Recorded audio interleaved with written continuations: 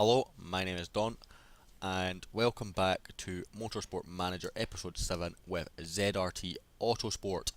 This is a sort of different type of episode where we're just going to go through everything up and go through all the car upgrades and the end of season stuff. In one episode, you'll sort of see what I'm doing. As we've got another scout report gone through, he's going to get nowhere near our team, unfortunately. I believe that's also the name of the developer. So, end of season championship. So, performance. Let's have a look at how far that. We can take that off. So there's no point in increasing the reliability of that anymore. So, the brakes and suspension are coming on okay. Gearbox and suspension, sorry, are coming on okay. If we take that off, does it reduce that time? It does. So we're going to do that and just see if whatever we can get out. Manager this season is Harvey Vexler. We're going to collect our prize money, 11.6 million. Takes us out of the red though. Driver of the season is Eda Jonsadar, the driver I was considering signing.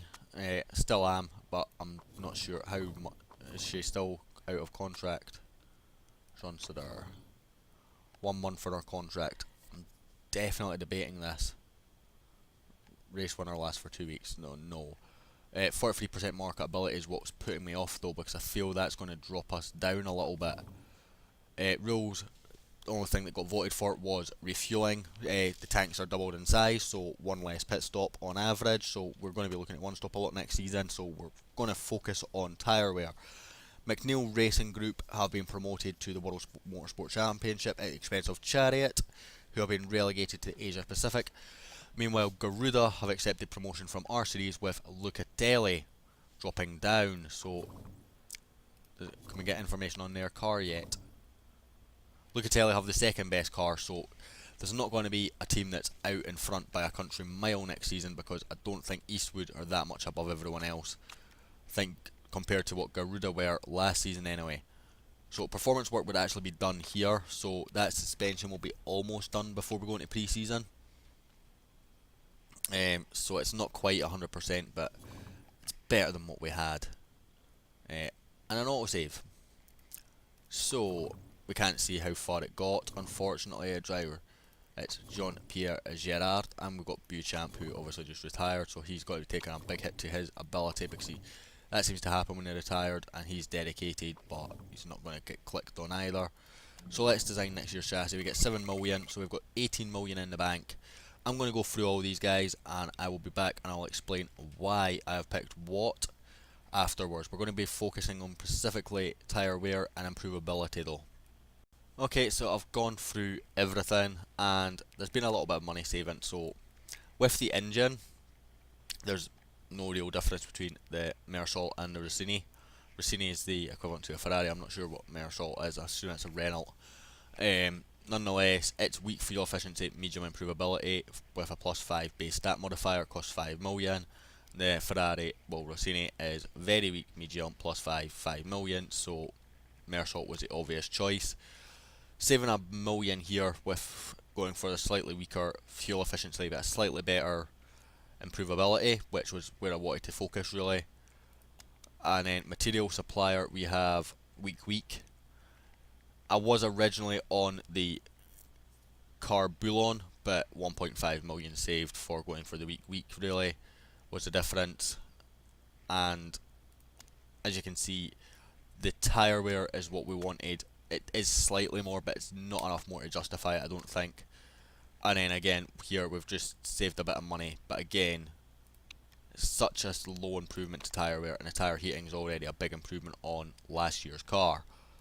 So 11.5 million will leave us with 7 million to spend. And do we have any sponsor changes? No, we do not. So let's just carry on. Another driver scout finished. And a press HQ visit. Now this is a big one.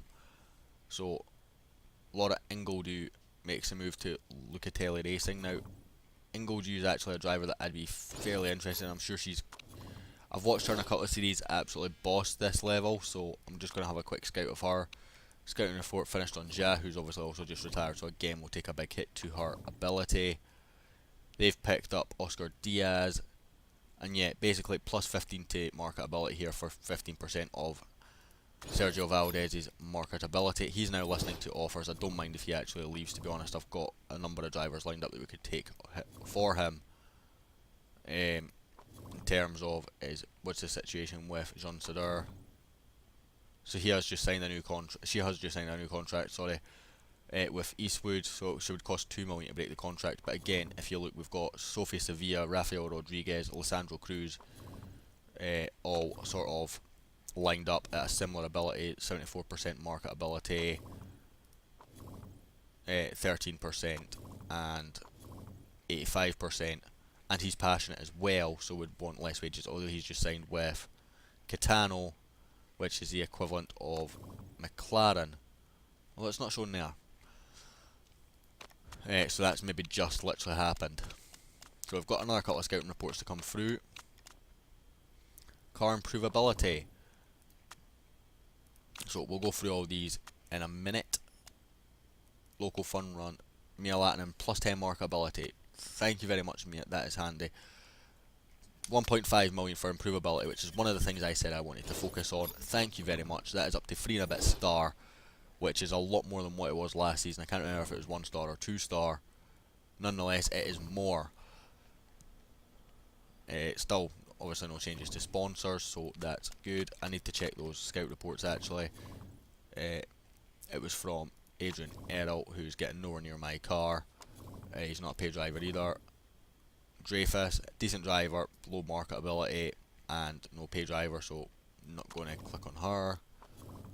And yeah, I'm actually going to mark Claudia Dreyfus down just in case.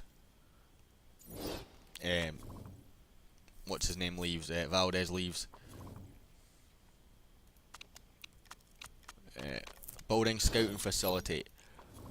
Yeah, there's our new scouting facility. We will find it. There it is here.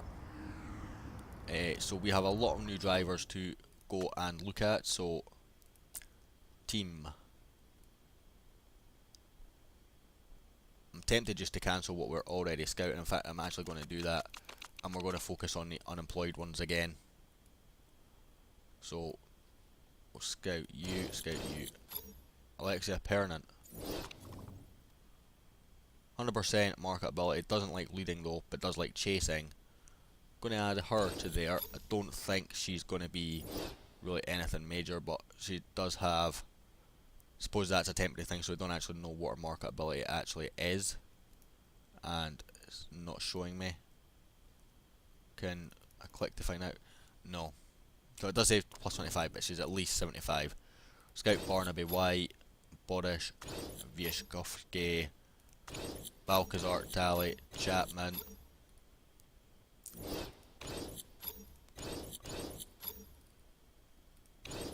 Just scouting all these, just you never know what might come up, and I think it's better focusing on the unemployed rather than the employed. But this is positive to be doing this now because it means that we can get going for next season.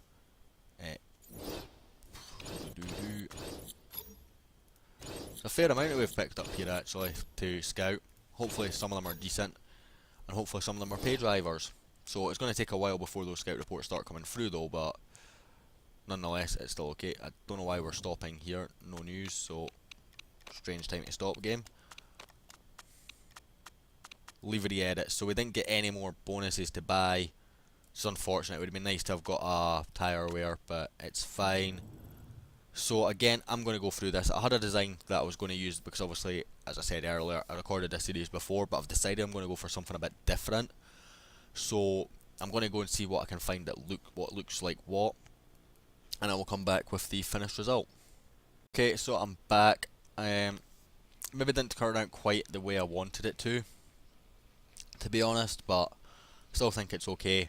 We've gone for the dark blue and the sort of the baby blue that we can do. We had 4 different blues to pick from, which makes it a bit more awkward to sort of design a car. I think we had 4 blues, 2 whites, the baby blue's virtually white as well, and a black if I remember correctly, yeah, and a grey, sort of like 2 shades of grey.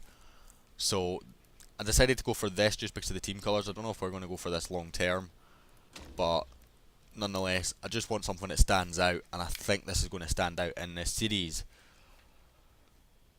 I want to be able to say that is definitely our car on the track. So we're 83% of the new chassis, so we might actually still get something. It's unlikely now. Brakes fire, brake fluid. Please tell me this is tyre heating. Too expensive. I'm not interested in tyre heating anymore. It's, you can sort of maintain the tyre heat. Pre-season testing is this weekend. Okay, good. Let's get to pre-season testing then. The other thing I'm going to do for this season is I'm going to do just one race per season. Simply because I look back at the other episodes and I just feel they might just be a bit too long. So I'm going to do one race this season per episode. And where are we? Oh, we are in bad shape this year, guys. Engine not delivering full power either on Valdez's car. So looks like we could be in pretty bad shape, well off the pace, but hopefully we can get some improvements done. We can improve right now. We've got 5 million in the kitty to do that. We're going to just target for 9th again. Right. We should still be comfortably beating Predator, I think. Improve parts. Let's get the reliability of the good engine and the good gearbox done. The first thing we're going to do is start, and we're not even going to start looking at the performance of those either. The first thing we're going to do as well is build a new gearbox, because I think that's where we're worst. Yes, it is. So we're 7th best engine, 9th best gearbox, 7th best brakes, and 7th best suspension. So let's get on with the gearbox. So acceleration plus 20, please. And that takes us up to 155 with 168. It won't get here before the next race. That's annoying. Oh well. It happens. And we've also got a risk zone here. So let's have a look through and see where we're going to get all our risk from for next season. So there's risk on engine and gearbox. Brakes, we already have a risk there and a risk there. So we could have a big brake improvement for next season. And for suspension, risk there. So we can, for next season, we can get risk everywhere, which is handy stuff. So we're starting with the gearbox though. Although, can we get this done before the next race? Yes, we could actually.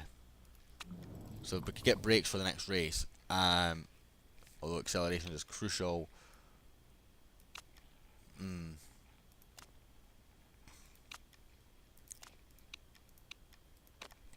Brakes aren't really a thing until Milan, but we couldn't get them before. We couldn't get them for the next race. Suspension 1 day before race. Even with that, so again, suspension we can get done before the next race. Gearbox we can't, brakes we can't, engine we won't con. So I guess we're going to go for brakes because we can just get it for the next race basically. And then we go for the gearbox then, and we'll have that for the Munich race.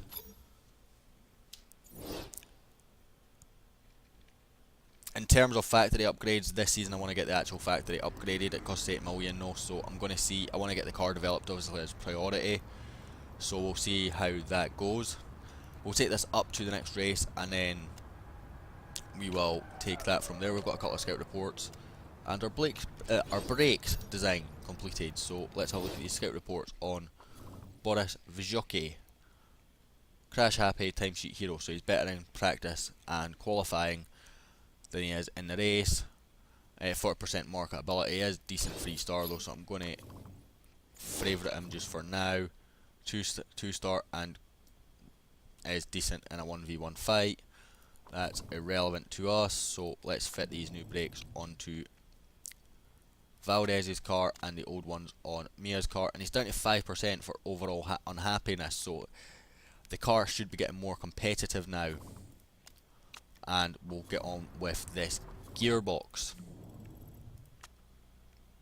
So acceleration plus 20, 7 days after race, so that should be here in time for the next race quite comfortably. And another couple of scout reports coming through on Barnaby White and Julev. So Barnaby White, don't think we would actually be able to touch him though. Approach, yeah, not interested. I'm going to favourite him just for sort of more long-term things. and Julev getting 87% 3-star with 4-star potential. Timesheet Hero again.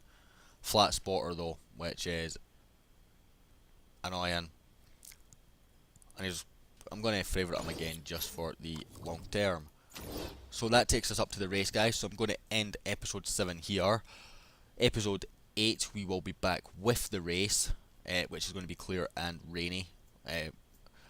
30 lap race as well. So thank you very much for watching. I hope you liked this, and I hope you like the new car design. Maybe a bit of feedback for next year's car. Just put sort of like pick the colours sort of like down in the bottom. You obviously seen the colours that we can pick from. Maybe just have some suggestions. The thing is, the reason why I wanted to avoid the black as well was because the black looks horrible in the racetrack. You'll maybe see that when I do if you go and watch the practice video that I have up on the channel, or if it's not up yet, when it comes up, it'll be very soon after this episode. You can see how poor a black car looks on the track. It just looks absolutely horrible. So I wanted something a bit different, something I haven't done before, and I thought because our team colours are blue, maybe an all blue car in a sort of Ferrari sort of style would look nice. Nonetheless, that's the end of this episode. Thank you very much for watching. I hope to catch you all next time.